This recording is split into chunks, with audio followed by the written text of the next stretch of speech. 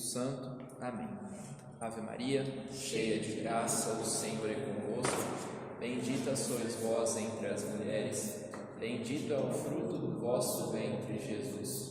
Santa Maria, Mãe de Deus, rogai por nós, pecadores, agora e na hora da nossa morte. Amém. Em nome do Pai, do Filho e do Espírito Santo. Amém. Boa noite a todos novamente. Salve Maria. Bom, a gente está aqui nessa noite então, mais uma quinta-feira, para tratar sobre o tema das tentações. Primeira coisa que eu gostaria de falar com vocês sobre esse tema e sobre essa noite é a importância desse tema para a nossa vida. A gente veio aí de 3 ou até mais, quintas-feiras, falando sobre temas temporais, muito mais temporais do que espirituais. Hoje a gente vai tratar de um tema, digamos assim, essencialmente, e praticamente todo espiritual. Ao contrário dos outros temas, onde a gente ouve muitas vezes e tenta aplicar ao nosso redor, esse tema a gente tem que ouvir e aplicar na nossa vida, refletir naquilo que a gente está vivendo, na nossa caminhada. Então eu peço para todos vocês, e para mim também, essa consciência de que ao ouvir aquilo que for falado aqui, que a gente aplique na nossa vida, e depois a gente comente também e possa nos auxiliar um ao outro para que a gente possa melhorar e cada vez crescer mais espiritualmente. Antes da gente partir para o sermão em si, de São João Maria Vianney, a gente tem que contextualizar o que são as tentações, o que é a tentação. Quando a gente ouve falar da palavra tentação, vem logo em mente quem? O demônio, que é aquele que tenta. O que é a tentação então? A tentação ela nada mais é do que uma sugestão que parte de alguém, de algo, ou motivada também pela nossa concupiscência, que é o resultado do pecado que a gente nasce, do nosso pecado original, do qual nós somos inclinados. Então, entre o bem e o mal, se a gente se deixar levar naturalmente, a gente vai fazer o mal. É por isso que a gente tem que, a gente sabe disso, pela nossa fé, que a gente tem que buscar os sacramentos e cada vez mais se esforçar para fazer o bem. Porque o próprio São Paulo, ele diz, na sua carta aos Coríntios: eu faço o mal que não quero, mas não faço o bem que quero. Então, se São Paulo diz isso, quem dirá nós, que não somos um São Paulo da vida. As tentações, ela também tem outro lado, que é a provação. Então, toda tentação é uma provação. A gente poderia resumir dessa maneira. Então, pergunto para vocês: quem tenta é o diabo e quem prova é Deus? Sim ou não? Não ousam? De maneira genérica, sim. Mas Santo Tomás ele nos explica da seguinte forma, O demônio ele tem a capacidade de nos tentar, certo? Essa permissão é dada por Deus, porque Deus, além de ser o criador do próprio demônio, que é um anjo mau, é ele que exerce todo o poder sobre eles. Então toda a ação diabólica na nossa vida, inclusive aquela ação de nos tentar, provém da sua permissão. Sendo assim, é Deus que nos tenta? Outra pergunta que eu faço para vocês. Santo Tomás também nos responde da seguinte maneira: os anjos maus, quando eu falar anjos maus, refiro-me a demônios. Os anjos maus, eles agem e nos tentam de duas maneiras. A primeira é para nos perder, obviamente. A primeira é para fazer com que a nossa alma se afaste de Deus. A segunda maneira é para causar justiça, a justiça divina na nossa vida.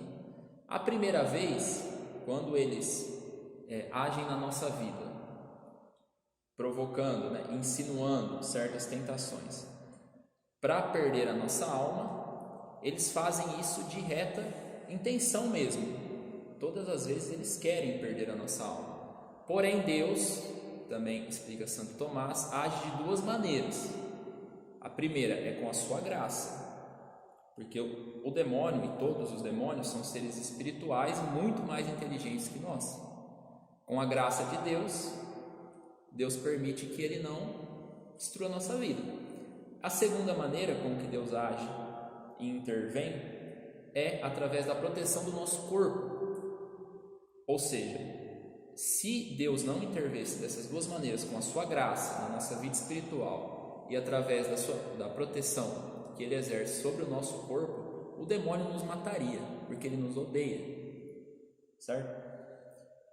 A segunda maneira que o demônio age na nossa vida é a mandado de Deus, para que cause a justiça na nossa vida. Então, quando a gente diz que Deus é justo, nós podemos aí entender que ele usa do próprio demônio para causar essa justiça na nossa vida, né? Porém, quando Deus manda, quando Deus permite que nós somos tentados pelo diabo para que aconteça a justiça divina na nossa vida, o demônio não sabe disso. Ele sempre vai agir com ódio, com inveja e com raiva da gente, sempre querendo nos perder. Porém, Deus não permite que ele saiba disso. Assim é o exemplo da própria crucificação e paixão de Cristo, paixão e morte de Cristo. O demônio sabia o resultado que aquilo ia dar? Não sabia. E isso se reflete em todos os atos da nossa vida. Deus usa do demônio para poder nos provar e o demônio nos perder. Feito essa introdução não completa, né? Mas para a gente entender um pouco dessa ação das tentações na nossa vida e do trabalho que o demônio tem na nossa vida, a gente vai partir para o sermão, na prática de São João Maria Vianney. Esse sermão, eu tive contato com ele logo no início da minha caminhada, né? Quem não teve, com certeza nunca mais vai esquecê-lo, pelo menos esse é o meu desejo, e eu tenho certeza que isso vai acontecer. E também desejo que vocês tenham a oportunidade de compartilhar com os outros, porque é um sermão verdadeiramente de um confessor, né? Como tão bom confessor era São João Maria Vianney.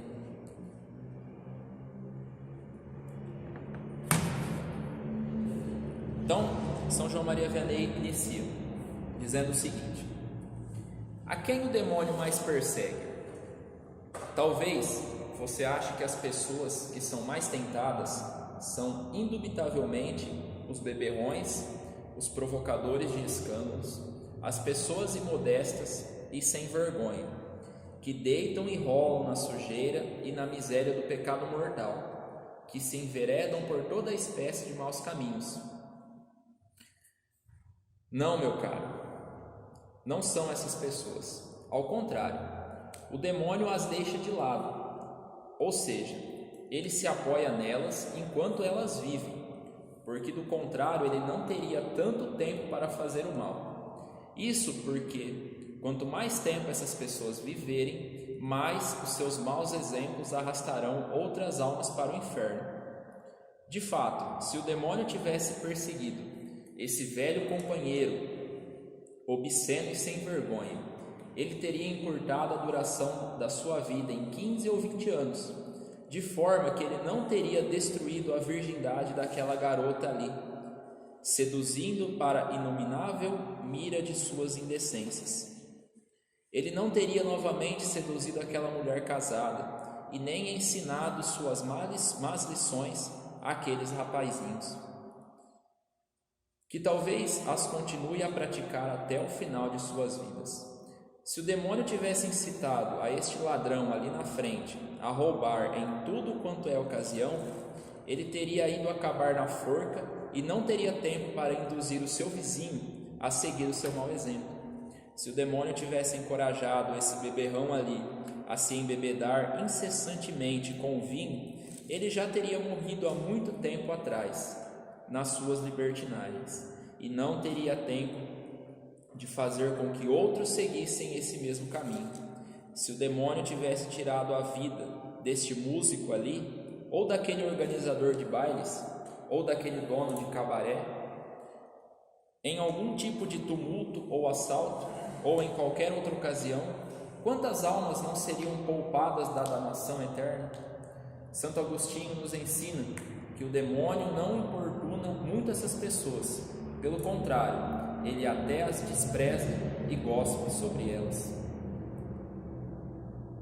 Essa é a primeira lição desse sermão.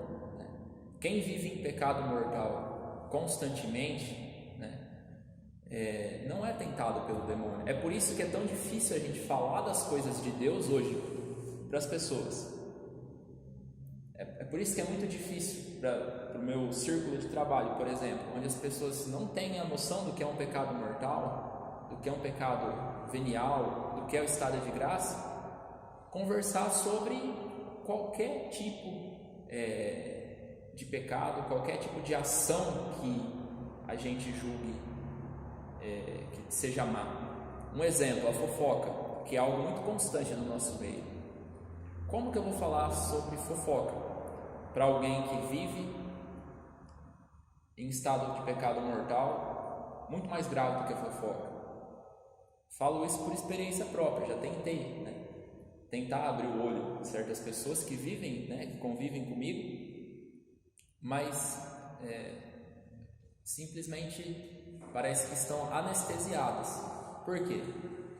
Porque estão cegas, porque o pecado cega, e o demônio sabe disso.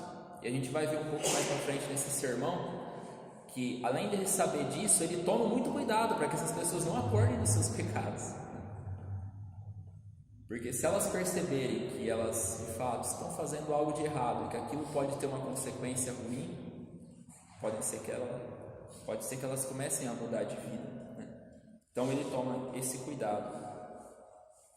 É por isso que a gente tem que sempre tomar cuidado, para manter a nossa luta, a nossa caminhada sempre para frente, nunca regredir. Desde o início, a gente conversa muito, eu e a Ju, sobre essa nossa caminhada, sobre aquilo que a gente passou, que foi junto, que a gente acabou se conhecendo e começando a namorar, e a gente percebe que as coisas não ficam mais fáceis, pelo contrário, elas ficam mais difíceis na prática do dia a dia. Quanto mais renúncias a gente faz, pior fica, entre aspas, mas a gente sabe que a gente está no caminho certo. Por que a gente sabe que está no caminho certo? Justamente por conta desse tipo de palavra, que é a palavra de um santo, São João Maria Vianney, e de toda a doutrina por trás disso tudo. Vamos continuar então.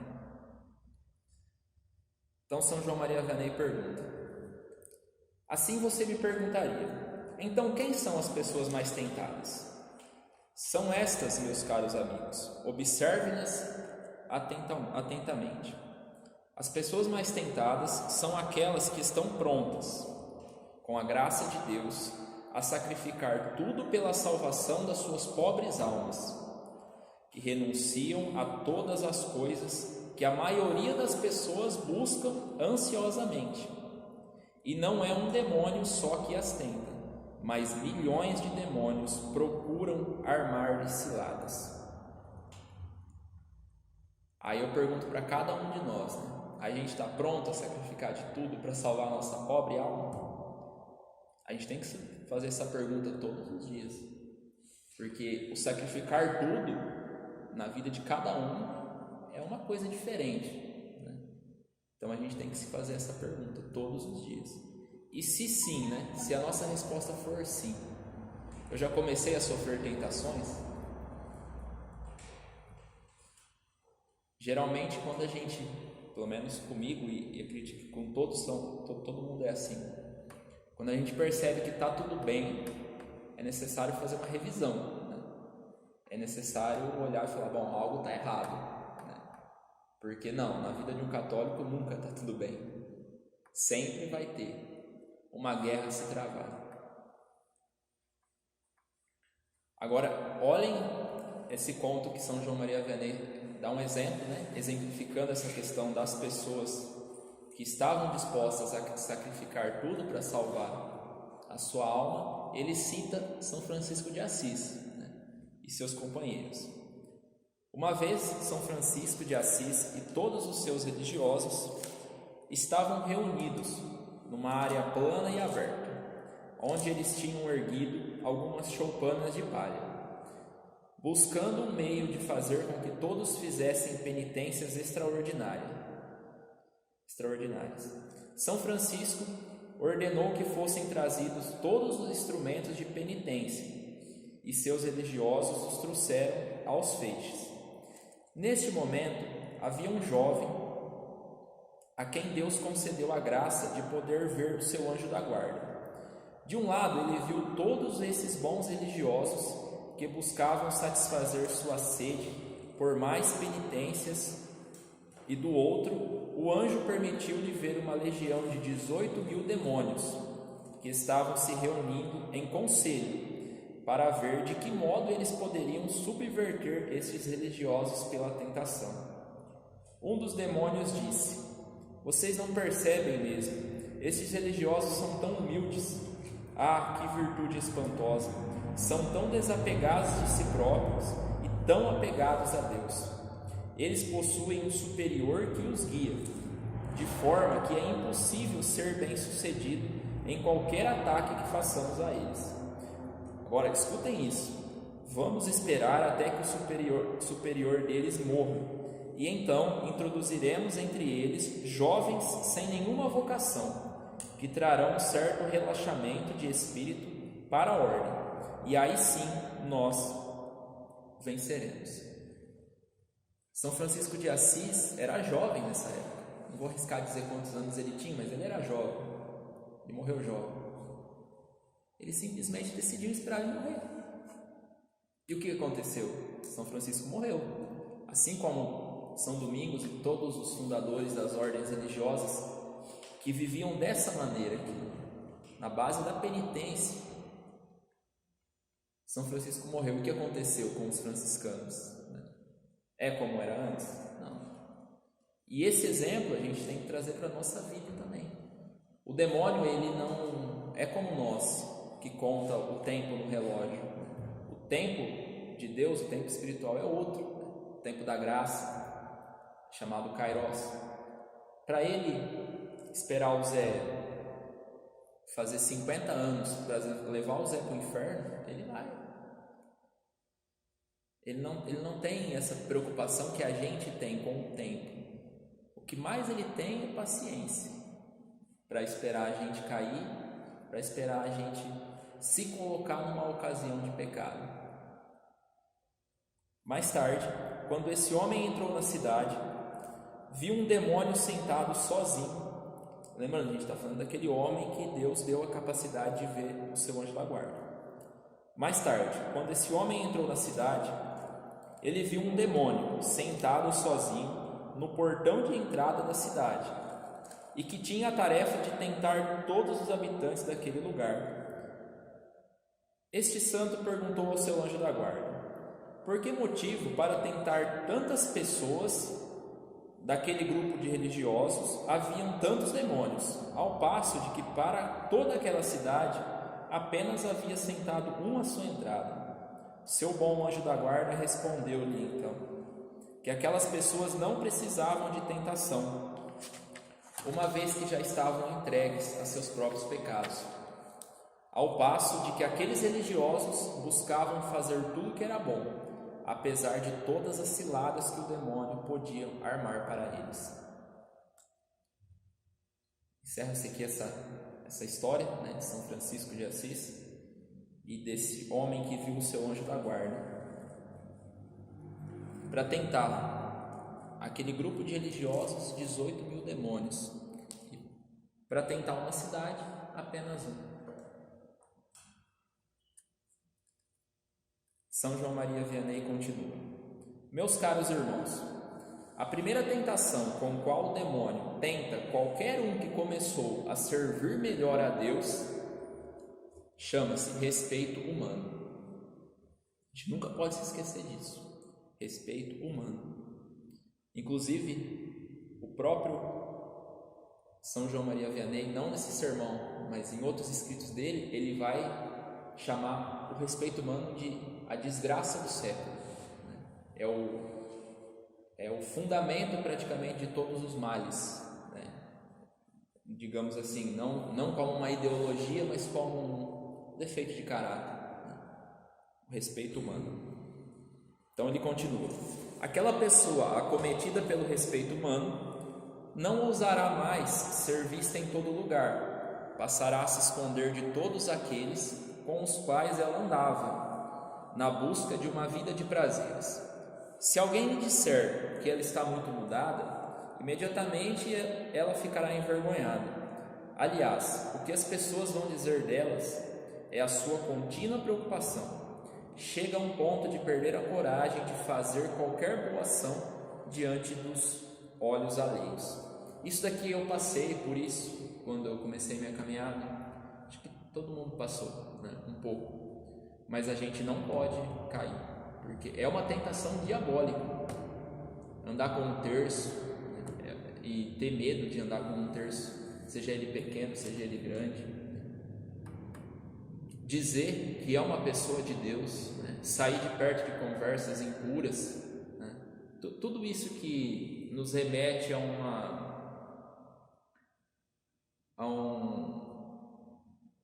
comunicação, né? Com as pessoas que estão ao nosso redor, a essa interatividade que a gente tem que sempre trazer para o nosso lado, não como uma forma egoísta, mas como uma forma de salvar nossas almas, né? E não se deixar levar por esse pecado, porque o respeito humano é pecado. Se o demônio não consegue fazê-la retroceder na caminhada espiritual através do respeito humano, então lembramos aqui, nós passamos essa fase. Ele infundirá nela um extraordinário medo, dizendo-lhe que suas confissões para nada servem, que o seu confessor não a entende, que seja lá o que ela fizer, será sempre em vão, que ela irá para a condenação eterna do mesmo modo, ou que ela obteria o mesmo resultado, a salvação no final, deixando tudo correr solto ao invés de continuar a lutar. Afinal de contas, de pecado já demonstram, afinal de contas, as ocasiões de pecado já demonstram ser demais para elas. Esse é o indiferentismo, né? É a tentação do indiferentismo. Não vencendo pelo respeito humano, o demônio nos instiga a achar que a gente não precisa fazer nada demais, que a gente não precisa rezar o rosário, não precisa se formar na fé católica, né? Não precisa estar com pessoas que pensam da mesma maneira, né? Não, de qualquer jeito o resultado é o mesmo, seja a condenação ou seja a salvação, quando na verdade não. Só se salva aqueles que cumprem os mandamentos de Deus, né? Aqueles que estão na Santa Igreja.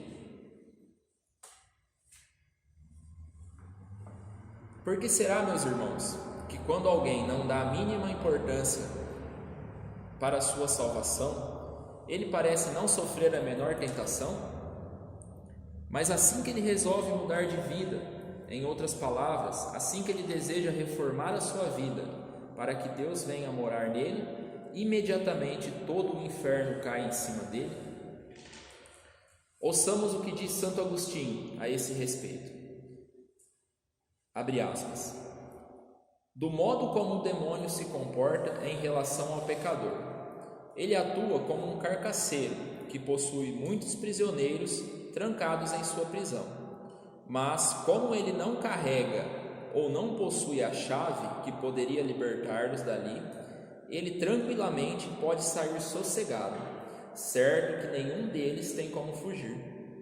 Este é o modo com que ele age com aqueles pecadores que nem sequer consideram a possibilidade de deixar o pecado para trás.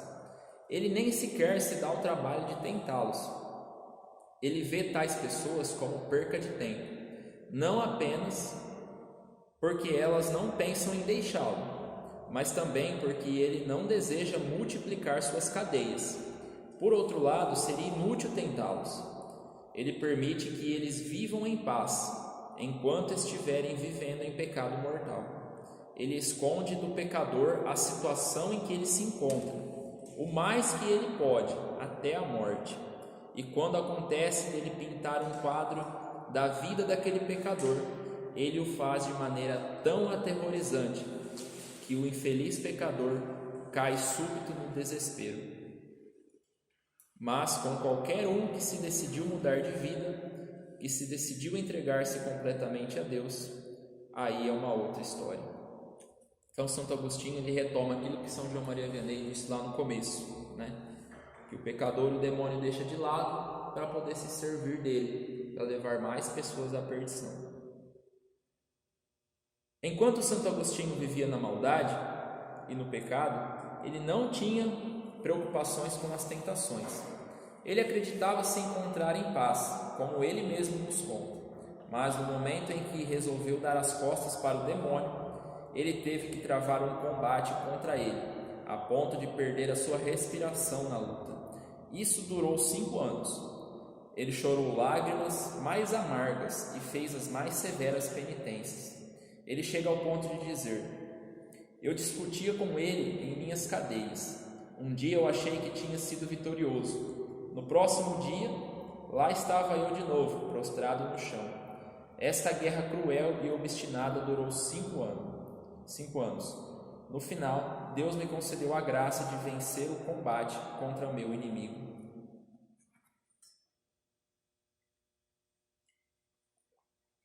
Essa realidade de Santo Agostinho também deve se dar na nossa vida.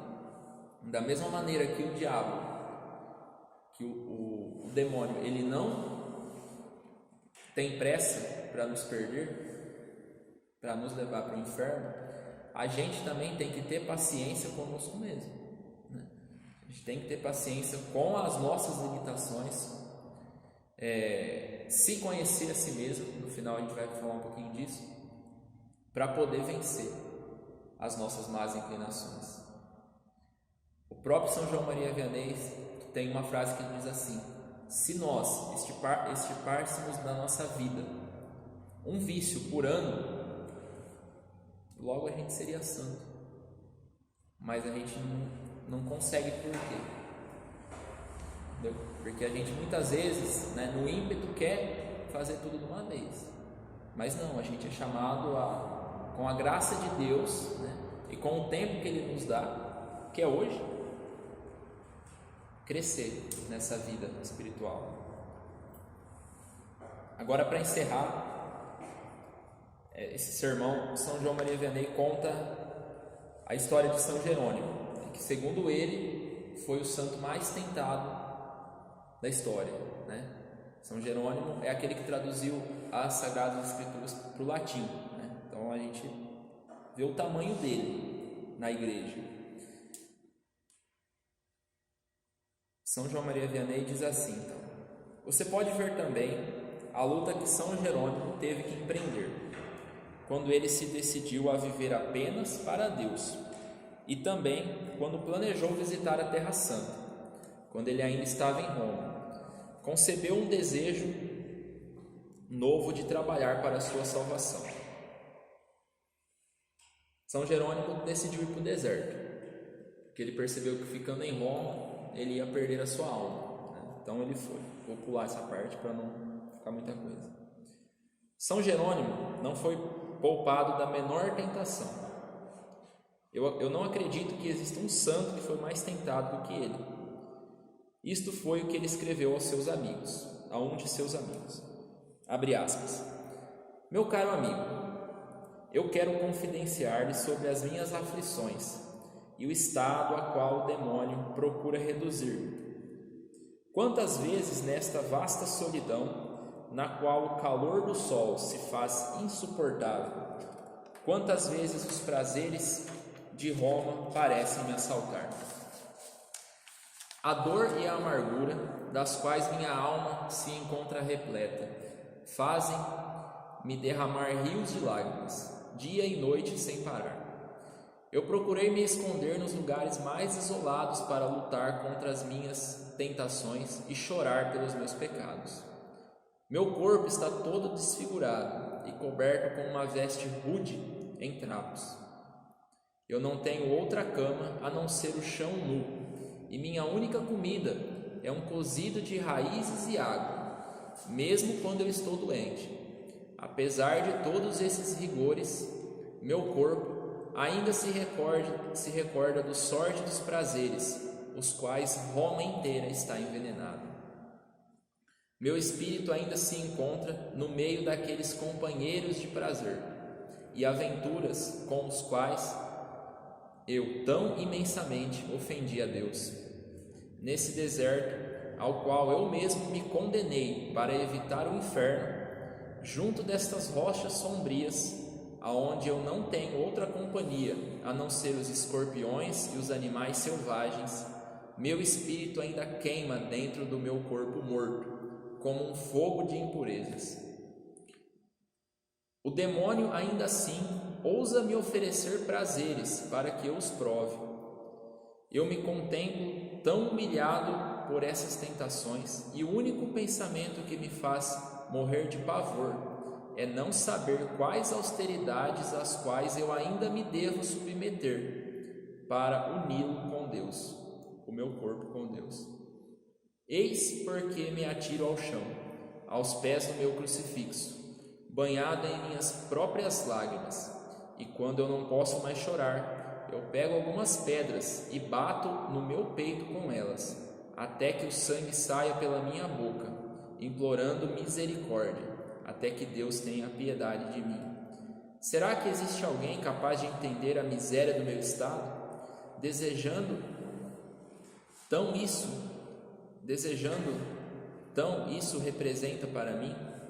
Ajude-me, meu caro amigo, com os auxílios das suas orações, de forma que eu me torne mais forte para repelir o demônio, que jurou me levar para a condenação eterna. São João Maria Vianney comenta, depois dessa carta de São Jerônimo: meus caros amigos, são estes os combates submetidos aos grandes santos de Deus. O que será de nós? Então ele continua: como somos dignos de pena por não sermos assaltados ferozmente pelo demônio. De acordo com todas as aparências, podemos dizer que somos amigos do diabo. Ele nos faz viver numa falsa paz.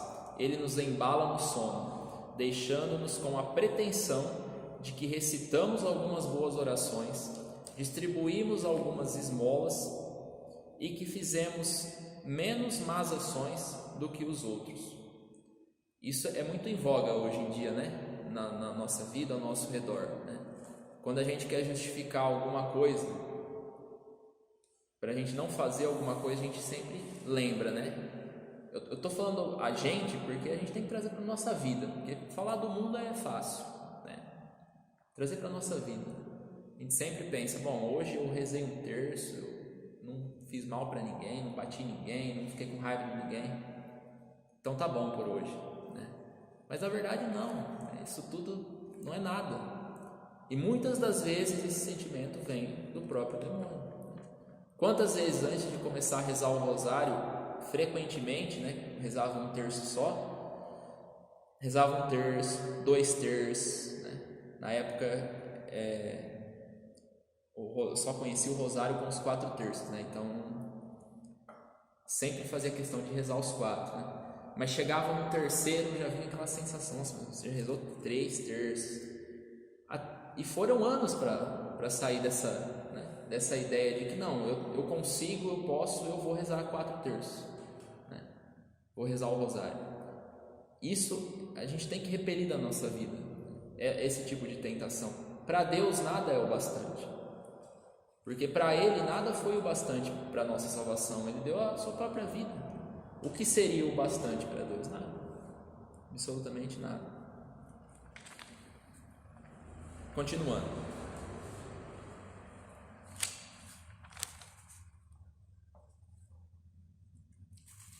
De acordo com o nosso padrão, meus caros irmãos, nos perguntamos, por exemplo, aquele sustentador do cabaré ali, se o demônio o tem tentado, ele simplesmente dirá que nada o incomoda absolutamente. Pergunta a esta garota ali, esta filha da vaidade, quais são os combates que ela tem que travar contra seu inimigo? Ela vai responder sorrindo que ela não tem nenhuma luta e que, aliás, ela nem sabe o que é ser tentada. Assim vocês verão, meus caros amigos, que uma das tentações mais terríveis de todas é exatamente não ser tentado.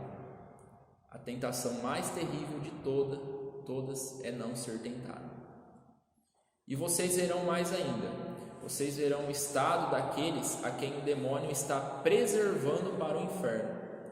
Eu ousaria dizer ainda que ele tem o máximo de cuidado em não atormentar mais tais pessoas com a recordação de suas vidas no passado. Do contrário, seus olhos poderiam se abrir para os seus pecados. O maior de todos os males é não ser tentado, porque há então motivos para acreditar que o demônio está apenas esperando nossas mortes para nos arrastar para o inferno. Não poderia ser mais fácil de ser entendido. Apenas considere o cristão que está tentando, ainda que seja de um modo pequeno, salvar a sua alma. Tudo em volta dele parece incliná-lo para o mal. Ele dificilmente consegue levantar os seus olhos sem ser tentado, apesar de todas as orações e penitências. E mesmo assim, um pecador empedernido que passou uns 20 anos chafurdando na lama do pecado, ainda tem a coragem de dizer que não é tentado. Este está num estado muito pior, meus caros amigos, muito pior. Isso é o que deveria fazer você tremer de pavor, não saber o que são as tentações, pois dizer que você não é tentado é o mesmo que dizer que o demônio não existe ou que ele perdeu todo o seu raio de ação sobre as almas cristãs. Essa última colocação de São João Maria Vianney, ela também se dá muito presente no nosso mundo de hoje, né? A dificuldade da gente falar não só sobre as tentações, sobre os pecados, mas sobre o demônio, que é uma realidade de fé da nossa vida, né? A gente falava sobre o protestantismo, né? Sobre a cruz, né? Nas outras quintas-feiras, e o demônio também é essa realidade, né? Se não existisse o demônio, consequentemente o pecado, não existiria a cruz, né? Não existiria a paixão de nosso Senhor Jesus Cristo. E hoje, qualquer pequeno comentário que a gente faz sobre o demônio, sobre essa palavra, a maioria das pessoas faz sinal da cruz, né? E sai de perto. Tiro por base na minha família e pessoas que eu convivo. Às vezes a gente tenta, né, dar uma catequizada, né, como se a gente fosse capaz, mas falar alguma coisa para ver se acorda para a vida. Mas o que acontece é uma repulsa. Ninguém quer ouvir falar. Por quê? Porque também através do cinema, através de tudo que da mídia, de tudo que foi pintado, da literatura, né, se colocou a imagem do demônio como aquele ser, com aquele tridente na mão. Então a pessoa tem a imagem daquilo lá e tem medo. Não quero ouvir falar. Quando na verdade, o demônio é um ser espiritual, inteligentíssimo, que quer nos levar para o inferno e está agindo aqui agora. E está todos os dias tentando. Se não fosse, voltando lá no começo, a graça de Deus, ele nos mataria agora. Tal é o ódio que ele tem das criaturas que Deus ama, né? Das criaturas de Deus. Então é necessário a gente ter esse senso de realidade. E encerrando, falando sobre esse senso de realidade e sobre também as tentações, a gente tem que ter uma consciência muito clara, né, na nossa vida sobre esse tema e sobre o combate espiritual, né, que a gente trava. Não existe divisão na nossa vida entre vida espiritual e vida temporal, entre o momento que a gente está rezando o terço, o nosso trabalho, esse momento aqui agora, né? A nossa batalha, a nossa luta espiritual para vencer todas as tentações, lados do demônio, ela é constante e ela abrange a nossa vida por inteiro. A gente tem que parar, né? Quem tem, e a gente não pode ter nunca o pensamento de que, tá, eu vou rezar um terço, fiz o sinal da cruz, iniciei meu terço, aqui eu estou concentrado, tá? Meditando, beleza, encerrei o terço, começa uma outra fase do meu dia. Não, é uma coisa só. Por que a gente não pode falar palavrão? A gente não fala palavra, a gente jamais vai falar um palavrão durante o terço, né? Mas se o meu dia é uma contínua oração, é uma continuação daquela meditação na vida de Cristo, eu não vou também falar um palavrão no meio do dia, né? Por que eu não posso cobiçar a mulher do próximo? Porque na missa eu vou ficar firme, né? Eu não vou cobiçar ninguém, eu vou até abaixar a cabeça. Mas na rua eu vou, porque tudo é uma continuação também. Entendem a importância de a gente compreender que a nossa vida é uma coisa só? Não dá pra gente desligar uma coisa da outra. A gente sai daqui agora, o nosso sono. Por que muitas vezes a gente tem sono, homens, né, na maioria das vezes, sonhos impuros, né? E isso daí vai refletir no outro dia, se a gente não combatê-los, né? Se a gente não acordar e se decidir a combater aqueles pensamentos que vieram em sonhos, né? Por que é importante a gente rezar antes de dormir? Justamente para que Deus nos preserve, né, desses maus pensamentos, desses maus sonhos. Perceber a realidade do mal em tudo é importantíssimo, assim como perceber o bem também, lógico, mas perceber a realidade em que o demônio age, em que a nossa concupiscência tende a se deixar levar, é importantíssimo. E para tudo isso, né, para que a gente feche esse contexto das tentações, e para que a gente aprenda a vencer, né, as tentações na nossa vida, porque a gente não pode pedir para que Deus nos livre, né? A gente pede no Pai Nosso, né? Mas livrai-nos do mal, amém. Não deixeis cair em tentações, mas livrai-nos do mal, amém. A gente não pede que Deus nos livre das tentações, né? A gente pede que a gente não caia nas tentações. Por quê? Porque São José Maria Escrivá, ele vai dizer que não seria justo a gente ganhar méritos no céu se a gente não lutasse.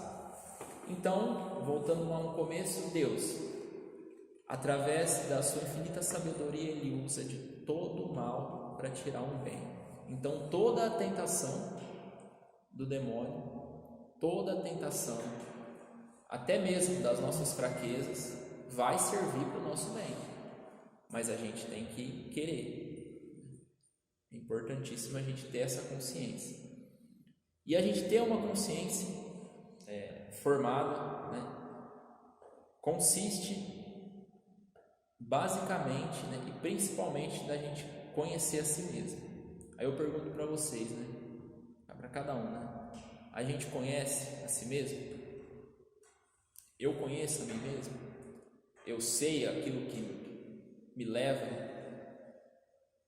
para alguns pecados, eu sei aquilo que me afasta de Deus ou que não me permite amar mais ainda Deus. Se conhecer a si mesmo é primordial. Quem não conhece a si mesmo fatalmente vai cair em, não todas, mas na maioria das tentações no dia a dia. E para que a gente se conheça a si mesmo, a gente tem algumas armas, né? E alguns livros, né, para que a gente leia e medite sobre isso. E eu queria indicar para vocês, porque são livros assim, não primordiais para a nossa salvação, mas que nos ajudarão muito, me ajudaram muito. O primeiro deles é muito básico, ele se chama Regras para o Discernimento Espiritual. Esse livrinho aqui, que é curto, apesar de que ele está meio inchado porque ele molhou, ele foi retirado dos exercícios espirituais de Santo Inácio de Loyola. E aqui ele vai ensinar, para a gente discernir o que vem do demônio, o que vem de Deus, o que vem de nós mesmos e por aí. O primeiro é esse. O segundo é o Tratado da Consciência, ou do Conhecimento de Si Mesmo, de São Bernardo de Claraval. Muito simples, muito didático também. E o próprio São Bernardo de Claraval ele vai explicar o que é a consciência, né? A consciência católica, que a gente fala tanto que a gente tem que ter nesses tempos de confusão, né, que a gente vive hoje. O terceiro, que eu deixei por último, não por acaso, de fato é o melhor deles, né? O melhor deles em todos os contextos que vocês podem imaginar.